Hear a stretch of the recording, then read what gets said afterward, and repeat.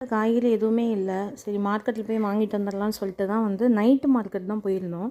வாங்கிட்டு வந்ததுமே வந்து இன்றைக்கி சொல்லிட்டேன், ஆளுக்கு ஒரு வேலையாக வந்து பண்ணணும் அப்படின்னு சொல்லிட்டு. ஸோ ஹஸ்பண்டும் பையனும் சேர்ந்து எல்லாம் எடுத்து வச்சுட்டு இருந்தாங்க. எப்போவுமே நம்ம துவரம்பருப்பு சாம்பார் தான் வச்சுட்ருப்போம். பாசிப்பருப்பில் இந்த மாதிரி ஒரு டைம் சாம்பார் ட்ரை பண்ணுங்கள், நல்லாயிருக்கும். அதுக்கு பாசிப்பருப்பை வந்து நல்லா கழுவிட்டு, நான் வந்து இன்றைக்கி ஒரு கேரட் போட்டிருக்கேன், ஏன்னா அர்ஜுன் கொடுக்கணும் அப்படிங்கிறதுக்காக. ஒரு 2 பச்சை மிளகா, ஒரு தக்காளி, 2 பல் பூண்டு எல்லாத்தையும் பருப்போடு சேர்த்துட்டு லாஸ்ட்டாக வந்து கொஞ்சம் மஞ்சள்தூள், சாம்பார் தூள், பெருங்காயத்தூள் இதெல்லாம் சேர்த்து குக்கரில் ஒரு 3 விசில் விட்டு இறக்கணும் அப்படின்னா சாம்பார் சூப்பராக இருக்கும். நான் இந்த சாம்பார் எப்போல்லாம் செய்வேன் அப்படின்னா, நல்லா காரமாக சாப்பிட்டு வயிறுலாம் ஏதாவது புண்ணாகி அல்சர் மாதிரி இருக்கும் இல்லையா, அந்த மாதிரி டைமில் வந்து இந்த சாம்பார் தான் அடிக்கடி வச்சு சாப்பிடுவோம்.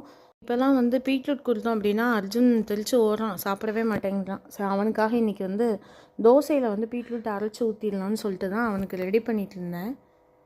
ஃபஸ்ட்டாக வந்து கடுகு கருவேப்பிலை போட்டு தான் நம்ம சாம்பாருக்கு எப்போவும் தாளிப்போம். ஆனால் இதில் வந்து கொஞ்சம் சின்ன வெங்காயம் கட் பண்ணி அதை கொஞ்சம் ஃப்ரை மாதிரி பண்ணி போட்டு பாருங்களேன், சூப்பராக இருக்கும். இது சாம்பாருக்கு மட்டும் இல்லை, தேங்காய் சட்னி, தக்காளி சட்னி எல்லாத்துக்குமே இந்த மாதிரி போடலாம்.